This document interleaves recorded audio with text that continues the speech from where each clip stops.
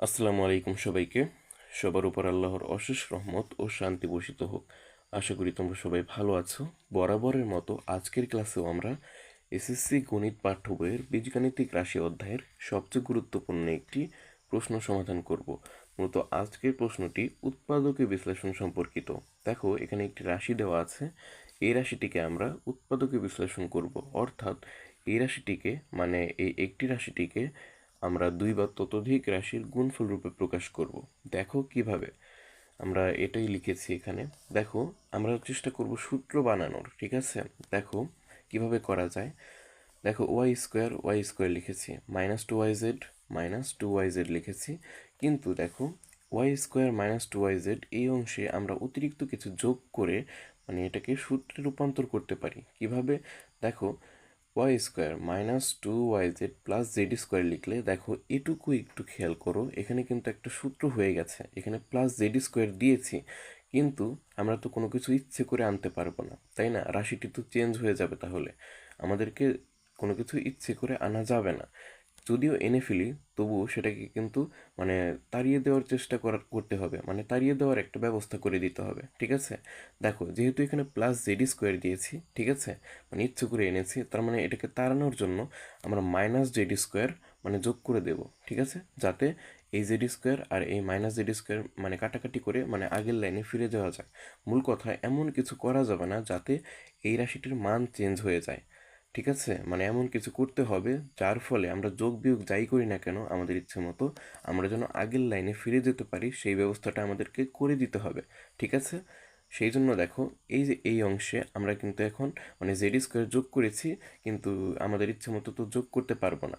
মানে পারবো, কিন্তু যুক্তি লাগবে, ঠিক আছে? ফলে আমরা আগের লাইনে যেন ফিরে যেতে পারি, সেই জন্য মাইনাস জেড স্কোয়ারও মানে যোগ করে দিয়েছি, যাতে এই জেড স্কোয়ার আর এই জেড স্কোয়ার কাটা যেয়ে আগের লাইনে ফিরে যেতে পারি, ঠিক আছে? আশা করি বুঝতে পেরেছো। আর -4z আগেই ছিল এখানে, আর -4 আগেই ছিল, এটা এভাবেই রেখে দিলাম। এখন দেখো, এই যে এই অংশে কিন্তু একটা সূত্র হয়েছে। দেখো, ওয়াইকে যদি এ ধরি আর জেডকে যদি বি ধরি মনে মনে, ঠিক আছে, তাহলে দেখো a - b হোল স্কোয়ারের সূত্র হয় কিন্তু a² - 2ab + b²। কিন্তু এখানে এ বি তো নেই, আছে ওয়াই জেড। দেখো, তার মানে সূত্র হবে y² - 2yz + z², অর্থাৎ y - z² ঠিক আছে? এটুকুর বদলে আমরা y - z² লিখে দিতে পারি। এই যে দেখো, এটুকুর বদলে আমরা এই যে নিচে y - z² লিখে দিয়েছি। কেন এভাবে করছি, এভাবেই হবে কেন এটা পরে বলছি, দেখো। আর এই যে এটুকুর মধ্যে -z² -4z -4 এটুকুর মধ্যে আমরা -1 বা মাইনাস কমন নেব, ঠিক আছে? ফলে দেখো, এই যে দেখো মাইনাস কমন নিলাম, ঠিক আছে?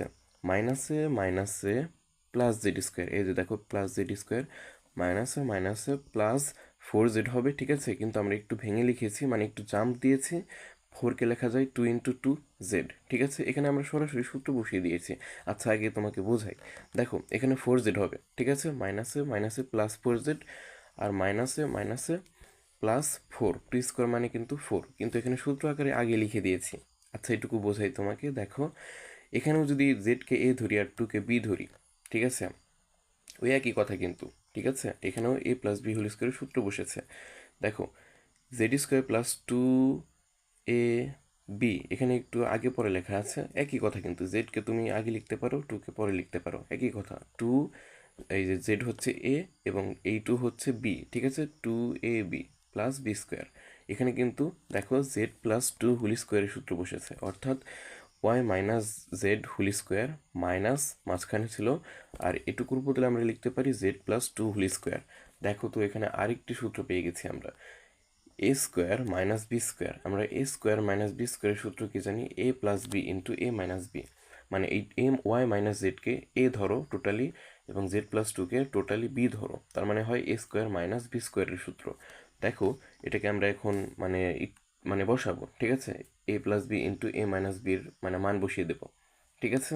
a² - b² সূত্র, অর্থাৎ y - z +z+2। এই যে দেখো, a+b অর্থাৎ y - z +z+2, ঠিক আছে?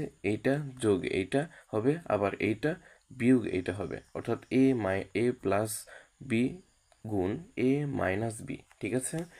দেখো, y - z হচ্ছে a, মাইনাস আসবে সূত্রের থেকে, আর বি হচ্ছে z+2। দেখো এ z-2, ঠিক আছে, এ মাইনাস বি। এখানে একটা জিনিস খেয়াল রাখতে হবে, দেখো মাইনাস থাকলে চিহ্ন কিন্তু পরিবর্তন হয়ে যাবে, ঠিক আছে। দেখো এখানে কিন্তু z+2 ছিল, দেখো জেডের আগে মানে কিছু প্লাস চিহ্ন ছিল, তার মানে কি মাইনাসে প্লাসে মাইনাস জেড, আর 2 এর আগে প্লাস ছিল, তার মানে কি মাইনাসে প্লাসে -2, ঠিক আছে, মানে চিহ্ন কিন্তু পরিবর্তন হয়ে যাবে, কারণ সূত্রের আগে মাইনাস আছে, মাইনাস থাকলে পরের সবগুলো রাশির মানে চিহ্ন পরিবর্তন হয়ে যাবে, ঠিক আছে। এটা আশা করি তোমরা বেসিক জানো। এখন আমরা এখানে কাটাকাটি করব, ঠিক আছে, ক্যালকুলেশন করব। এই প্লাস জেড আর এই মাইনাস জেড কাটা, ঠিক আছে, ফলে এখানে থাকে y+2, আর এখানে তোমার দেখো এখানে ওয়াই থাকে, আর মাইনাস জেড মানে তো -2z, তাই না, আর -2। দেখো আমরা কিন্তু এই একটা রাশিকে দুটি রাশির গুণফল দিয়ে প্রকাশ করে ফেলেছি, তার মানে কি এই দুটো উৎপাদক হবে এই রাশিটির, তাই না। এটাই হলো আমাদের কাঙ্ক্ষিত অ্যান্সার। এই উৎপাদকের বিশ্লেষণ কিন্তু তোমাদের এসএসসি এক্সামে মানে সবচেয়ে গুরুত্বপূর্ণ, ঠিক আছে। এটা প্রায় দিয়ে দেয়, মানে ওয়াই এর বদলে তোমার এবিসি বা এলএম বা এসটি এভাবে এরকম রাশি দিয়ে দেবে, ঠিক আছে, তোমাদেরকে বিভ্রান্ত করার জন্য। কিন্তু এটাই মানে এরকম গঠনেরই উৎপাদক বিশ্লেষণ তোমাদের পরীক্ষায় আসে, ঠিক আছে। আশা করি প্র্যাকটিস করতে হবে কিন্তু, না হলে কিন্তু পারবে না। আজকের মতো এখানেই বিদায় নিচ্ছি, দেখা হচ্ছে অন্য কোনো ভিডিওতে। ততক্ষণ ভালো থেকো, সুস্থ থেকো। আসসালামু আলাইকুম সবাইকে।